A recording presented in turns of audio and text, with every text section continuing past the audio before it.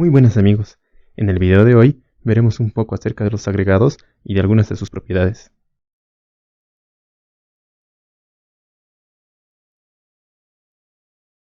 ¿Qué son los agregados y por qué los estudiamos? Los agregados son los componentes que mayor participación tienen en la mezcla de hormigón.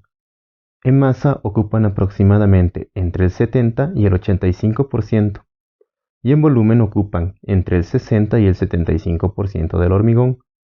Económicamente, los agregados representan aproximadamente el 25% del costo de todos los componentes del hormigón.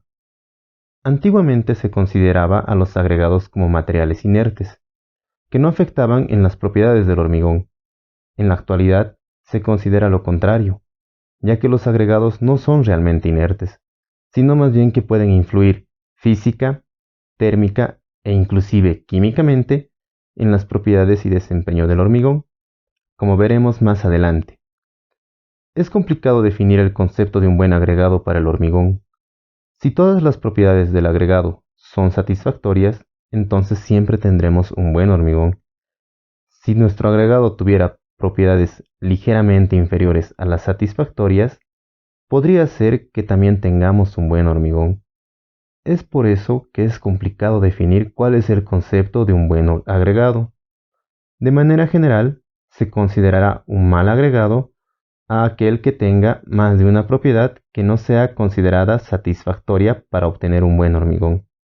Si bien económicamente nos es mucho mejor incrementar la cantidad de agregado para reducir el costo del hormigón, tenemos que también considerar la influencia de las propiedades de los agregados en las propiedades del hormigón que deseamos obtener, tanto en estado fresco como en estado endurecido. Es por esta razón que estudiamos a los agregados.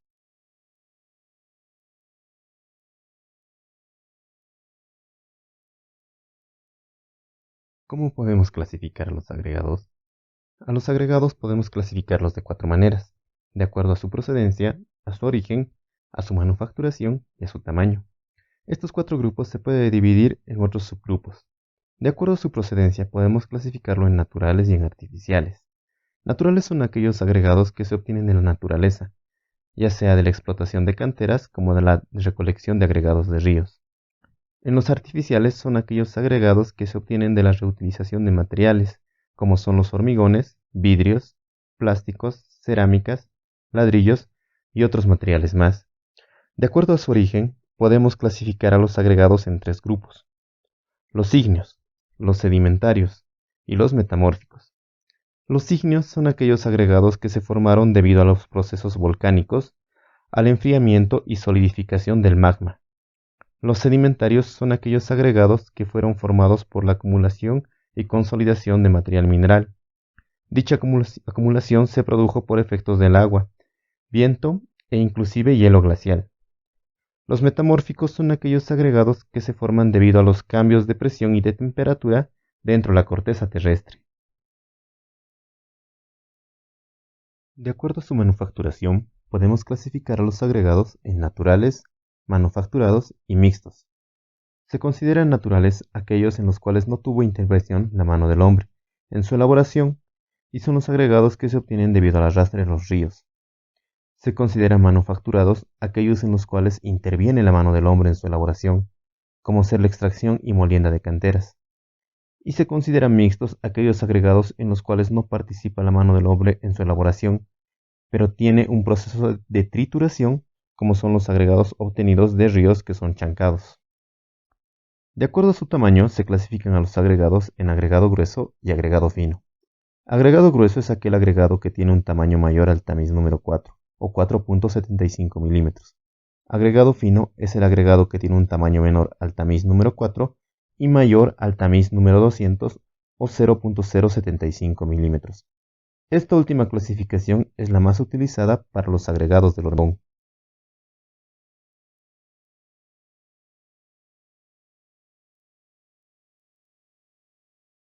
¿Cuáles son los estados de los agregados?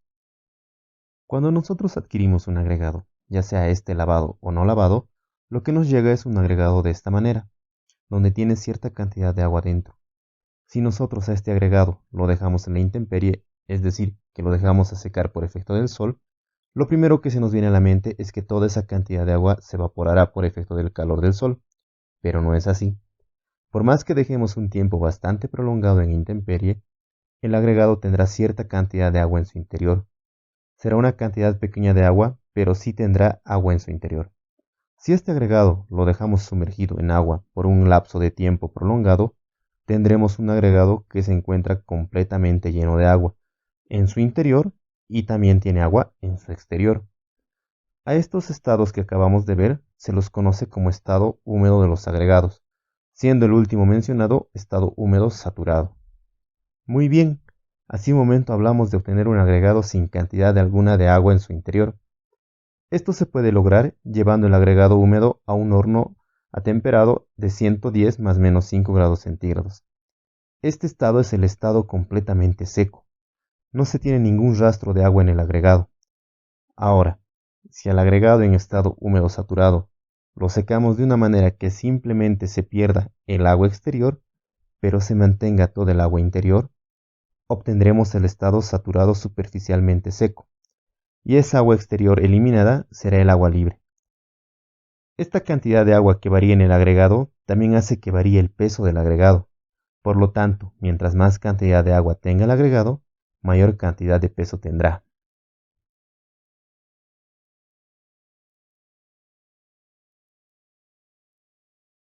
Muy bien, ahora que conocemos los estados de los agregados, ¿por qué el de su importancia y de su estudio? La importancia de los estados de los agregados se hará durante la elaboración del hormigón. Primeramente, tendremos la dosificación. Durante este estado, las cantidades de agregados que determinamos las obtenemos en estado seco. Pero, ¿por qué en estado seco? Si nosotros tenemos un agregado a la intemperie durante un día soleado, la cantidad de agua que contenga será baja. Si durante la noche llueve bastante, la cantidad de agua del agregado con respecto al día anterior habrá aumentado.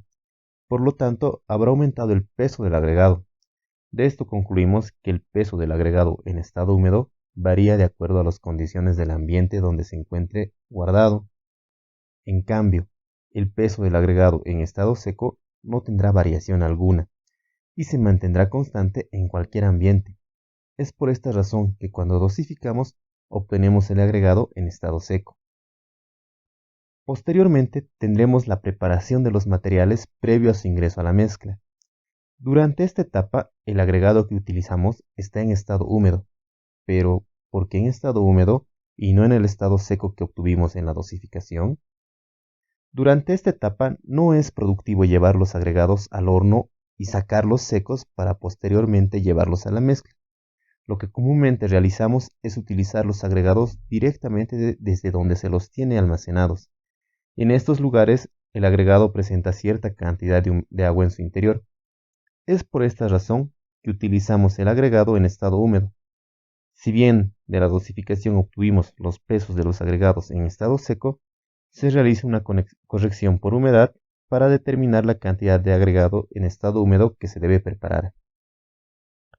Como tercera etapa tendremos la etapa durante la mezcla.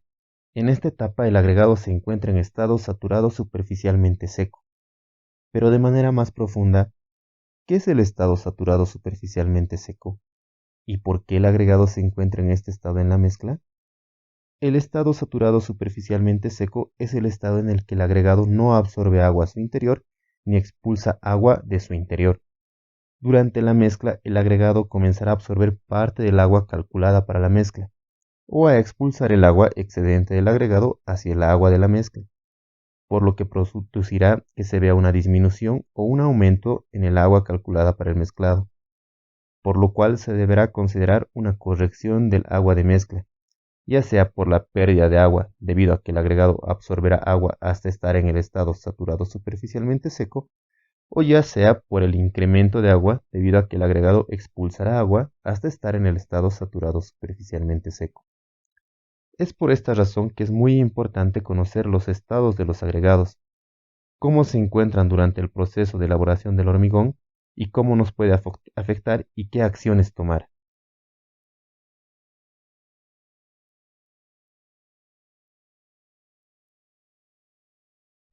Como primera propiedad, veremos la forma del agregado. Esta propiedad es generalmente más del agregado grueso.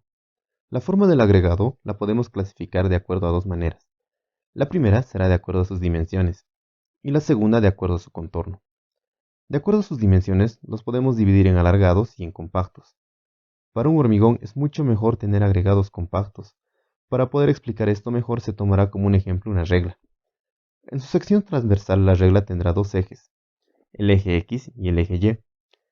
De acuerdo a sus características de la sección, la inercia en el eje X será mayor a la inercia del eje Y, por lo cual es más conveniente que una carga sea aplicada a la regla de manera perpendicular al eje X, que aplicar la carga de manera perpendicular al eje Y, ya que en la primera opción se tendrá mayor resistencia y menor deformación. En cambio, en la segunda opción se tendrá menor resistencia y mayor deformación. En el caso de la regla, nosotros podemos elegir en qué posición se encontrará acomodada con respecto a la carga para tener un buen rendimiento. El comportamiento del agregado alargado es similar al de la regla, pero a diferencia de la regla, nosotros no podemos acomodar el agregado de una manera que se tenga un buen rendimiento.